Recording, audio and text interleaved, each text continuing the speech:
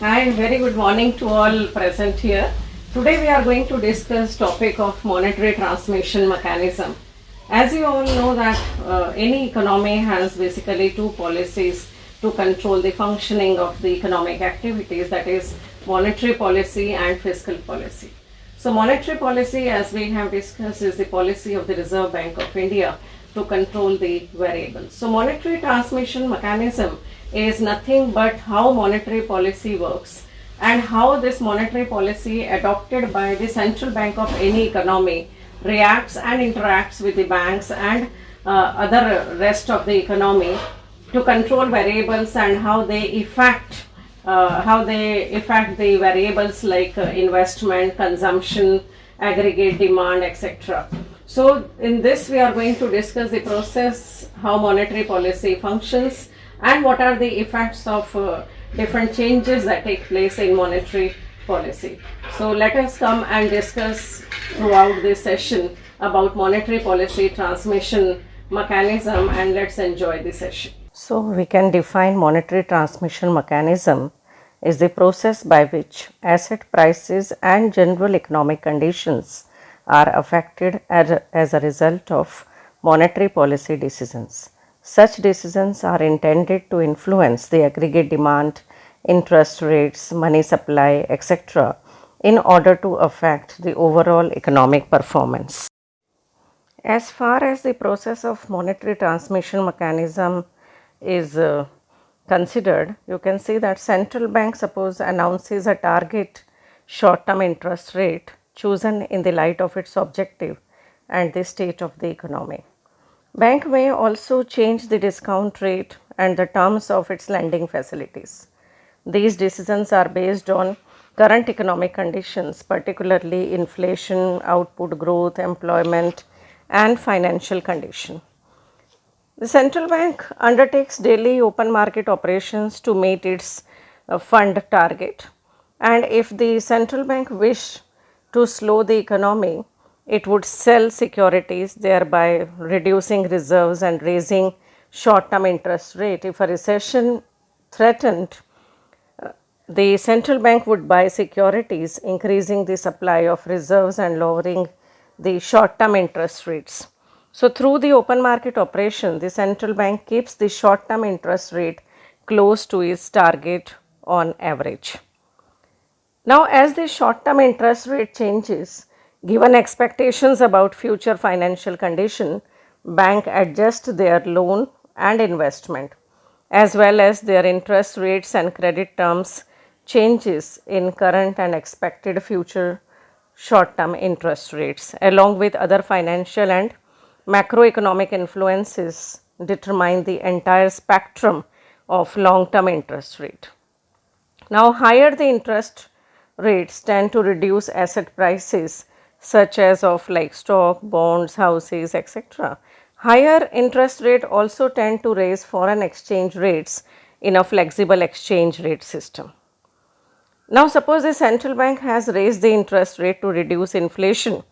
The combination of higher interest rate, tighter credit policy, lower wealth, and a higher exchange rate tends to reduce investment, consumption, and net exports. So, business scale down their investment plans. Similarly, when mortgage interest rate rises, people may postpone buying a house, lowering house investment. Now, in addition, in an open economy, the higher foreign exchange rate of the currency will depress net exports. So, hence, tight monetary policy will reduce spending on interest sensitive components of aggregate demand. And the aggregate supply and demand analysis showed like how changes in investment and other autonomous spending affect output and employment. So, if the central bank tightens money and credit, the decline in aggregate demand will reduce output and cause prices to rise less rapidly and thereby curbing inflationary forces. In this slide, you can see that what is the effect of changes in monetary policy on investment.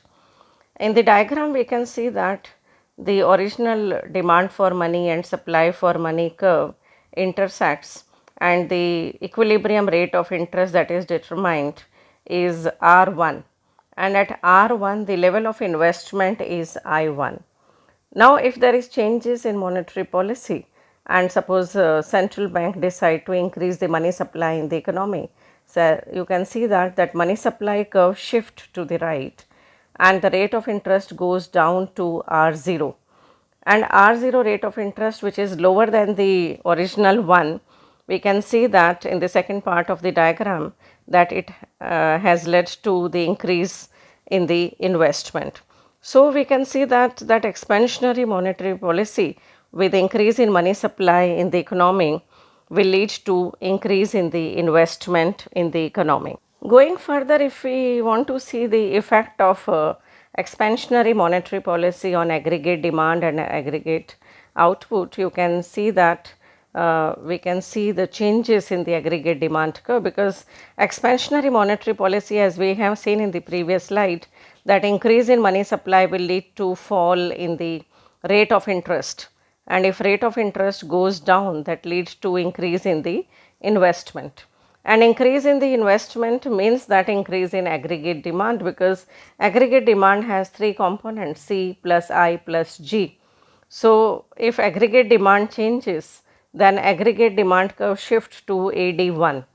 It is above the original aggregate demand curve, and we can see that at the new aggregate demand curve AD1, the output has increased to OQ2. So, therefore, we can see that even expansionary monetary policy lead to changes in the total output of the economy, production of the economy, and that also may lead to, because of the changes in the consumption also, because more money supply means that people will have more money in their hands and their purchasing power increases, and purchasing power increases means that they can demand more goods, so that will lead to increase in the consumption also. So, in any of these components C plus I plus G, changes may take place, and that change will lead to the shift in the aggregate demand. So, overall the thing here is that change in monetary policy, whether it is expansionary monetary policy or contractionary monetary policy, will lead to change in the other variables in the economy, impacting the overall performance of the economy. Monetary policy also has its own limitations, like in this slide we are discussing about the challenge of liquidity trap and monetary policy. As we have discussed earlier in the earlier topic, that liquidity trap. What is liquidity trap? Just to recall, that liquidity trap is a situation where rate of interest is bare minimum, and where people prefer to hold cash with them, and they are not ready to spend it on buying of any asset or bonds at that time, because this concept was given by Keynes, the situation of liquidity trap. And we have also experienced this situation in 1930s of Great Depression and 2008-9 of recession, world recession. So, when there is liquidity trap, then it's a big challenge that monetary policy may not be effective over there, and that you can see in the diagram that it's the biggest challenge, and the original money supply curve is suppose MS, and the rate of interest is R1, and if the economy is in the liquidity trap position, as we are seeing in the diagram, that even if increase in money supply, that is MS1, the rate of interest has not changed, and if rate of interest does not change, if it remains the same, so then there will not be any effect on the investment or other variables like output and aggregate demand, that as we have seen in the earlier slides. So, therefore, in this situation, monetary policy, since it is not effective, then government may go for more of fiscal policy if they want to bring changes in the economy. And otherwise also we have seen that in reality government adopts policy mix, because it's not easy to control the economy with just one policy, because there are also pros and cons of every policy, every instruments of monetary policy as well as fiscal policy. So therefore, policy mix is the best solution for solving the problem of the economy. So friends, now I am sure that you have understood the concept of monetary transmission mechanism and the process as well as the impact. And we have seen that when the economy is into liquidity trap, then monetary policy becomes ineffective and there is no impact on the other variables in the economy with the changes in the monetary policy. So now, if I see back, then we have seen that 1930s Great Depression of the world economy and 2007-8, the recession in the world economy, and we have experienced that monetary policy was comparatively lesser effective, or almost you can say that ineffective during that period. And at present, if I see that we are all suffering from the situation of COVID-19 and there is a lockdown since long in the world economy, almost all the countries of the world and even in the Indian economy.